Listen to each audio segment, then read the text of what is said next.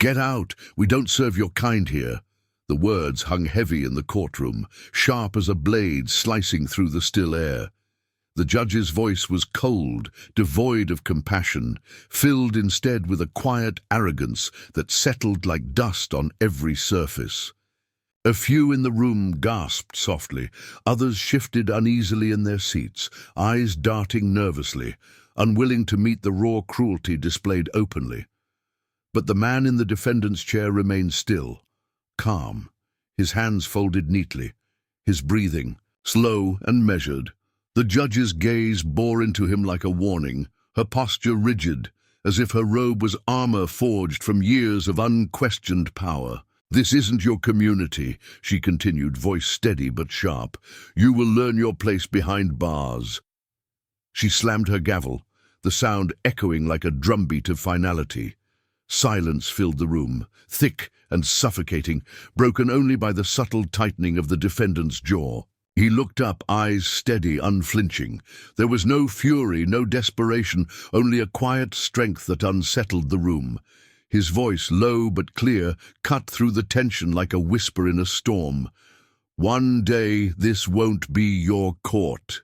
Judge's lips tightened, a flicker of surprise crossing her face before she masked it with disdain. Without hesitation, she reached for the crumpled papers in front of her, the defendant's last-minute appeal, and tore them to shreds, the fragments scattering like crushed hope across the floor. A few spectators exchanged glances, a mix of shock and the dawning realization that something beneath the surface was shifting. Unseen, behind the heavy oak doors, a file lay open on a desk, pages marked with red ink and yellow highlights, evidence of a secret investigation quietly threading its way through the shadows of the courthouse. The judge, confident and unchallenged, had no idea the walls around her were closing in. The defendant inhaled deeply, steadying himself as the courtroom seemed to hold its breath. The tension was palpable. An unspoken battle fought not with raised voices, but with every glance, every heartbeat, every silence that screamed louder than words. The room was heavy with silence, every breath held tight beneath the weight of unspoken truths. "You don't remember me?" the man said quietly, voice steady but low. "But I remember every time I walked into your courtroom, hoping for justice." The woman across from him didn't look up, fingers tapping impatiently on the mahogany desk. "Justice isn't for the likes of you," she said flatly.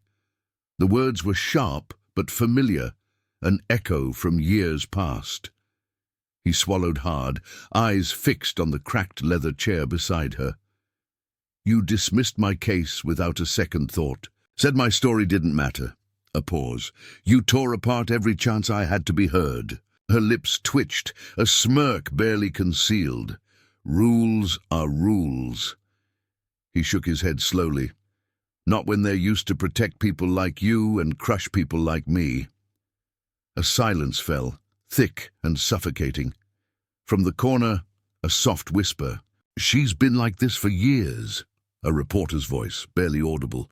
Nearby, an officer shifted uneasily, glancing at folders stacked high on the desk. His hesitation was palpable. "There are things here, things that don't add up." The woman didn't notice, or chose not to. She folded her hands and looked down, pretending disinterest. The man's voice cracked as he spoke again. "I wasn't just a case to you, I was a problem to erase." His eyes glistened with restrained pain. "You looked past my face, past my fear, and saw only what you wanted to see." The room seemed to breathe in his words. A colleague, standing near the door, exchanged a glance with a co-worker, whispers growing louder, though no one dared speak directly. The woman's facade flickered. For a moment, her gaze wavered, revealing a shadow of doubt. But pride pushed it aside. She straightened her back, her voice cold. "I've earned this position. Don't mistake my authority for prejudice." The man leaned forward, voice calm, but unwavering. "Authority built on fear and silence is brittle, and it cracks." Another pause, heavier than the last. Behind closed doors, a phone buzzed softly. The man's phone, a call he ignored.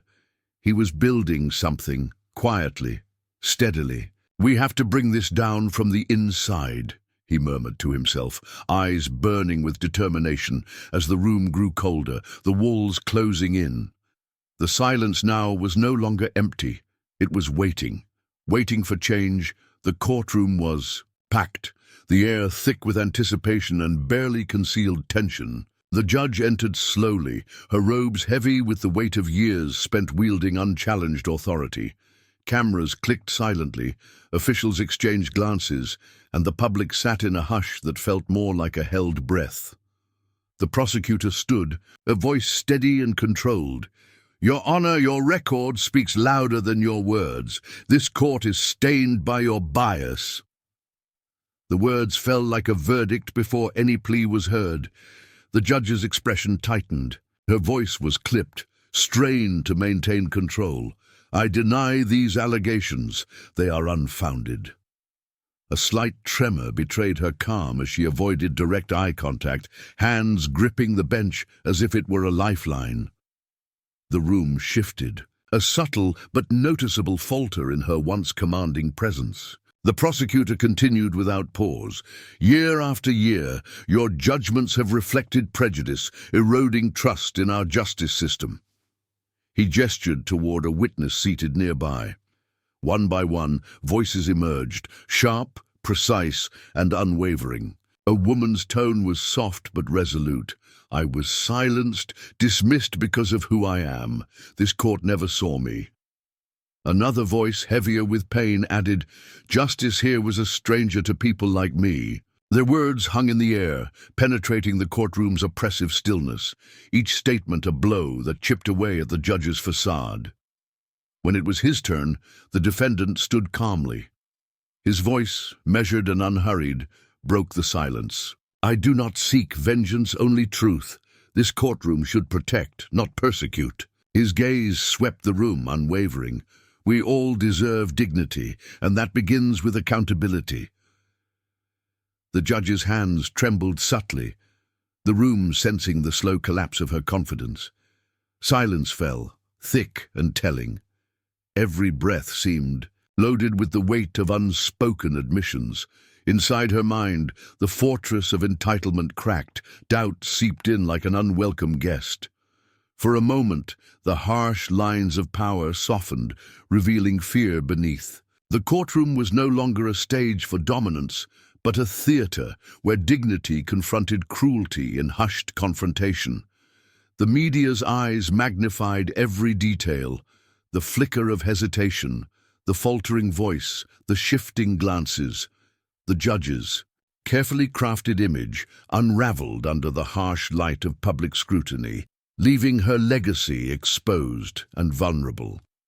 The final blow was not delivered with a gavel, but through social and institutional rejection. She was sentenced beyond the law, her power stripped, her reign ended by truth and the quiet strength of those who refused to be silenced. The courtroom was quiet now, empty chairs left to gather dust where she once held court with iron will. The judge's robes hung limp, untouched, a symbol of power now stripped away. Whispers lingered outside these walls, fading like an echo as the frenzy of headlines and camera flashes slowed to a murmur. People moved on with their lives, but something subtle had shifted.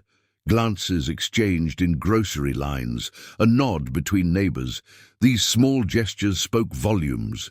The community was waking up, its silence no longer acceptance, but reflection. The once bustling chambers sat vacant, the air heavy with absence. Colleagues who once flattered and feared her now avoided her gaze. Hallways whispered behind closed doors, an unspoken judgment passing like a shadow.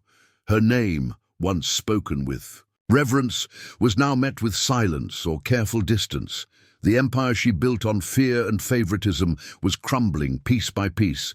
Alone, she sat in her office, the walls closing in. Regret seeped in like cold water, chilling the pride that once defined her. He sat quietly at home, a worn photo album resting on his lap. The faded images told stories of struggle, faces of family, friends, battles fought in courts and streets. Each page a reminder of the cost paid in silence and strength. His fingers traced the lines on a well-loved picture, memories of lost moments and hard-won victories. A deep breath settled over him, peace woven with pain. Despite everything, dignity remained unbroken. The fight was far from over, but for this moment there was quiet hope. She passed by without a word, her eyes sharp, cold.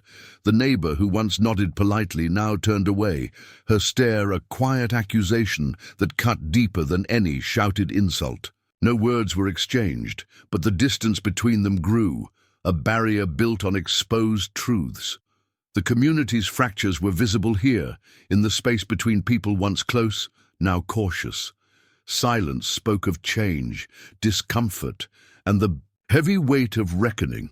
His phone buzzed softly, unread messages blinking on the screen. A daughter's name lingered there, calls unanswered, texts unopened. The distance was more than physical. It was the ache of relationships strained by justice and injustice intertwined. Loss settled in the quiet gaps, haunting spaces where voices once connected. The messages remained, silent reminders of sacrifices made and bonds stretched thin. The courthouse doors closed gently behind her, the sound soft but final. Those doors had witnessed power, prejudice, and now closure. Their closing was not just an end but a promise of new voices ready to speak, to be heard, to change the system from within. The chapter ended here. But the story was far from over.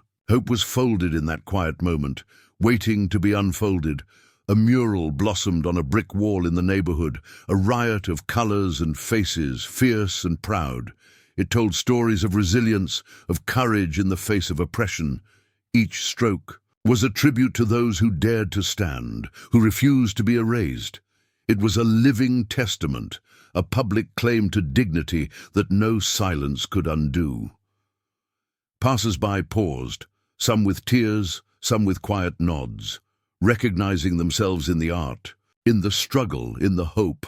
Justice is the whisper that outlasts silence, he said softly, voice carrying the weight of years. It was not a shout or a demand, but a steady truth spoken in calm reflection. Justice did not always roar. Sometimes it breathed quietly through the actions of those who refused to forget. It was carried in stories, in moments of courage, in the spaces where dignity refused to break. The foundations trembled slowly beneath the weight of new understanding. The system that once seemed unshakable was shifting, fractures forming in privilege and power. Institutions began to listen, to question, to change in small but real ways. It was not victory yet, but the beginning of transformation. The seeds were planted, watered by voices long silenced, ready to grow toward justice.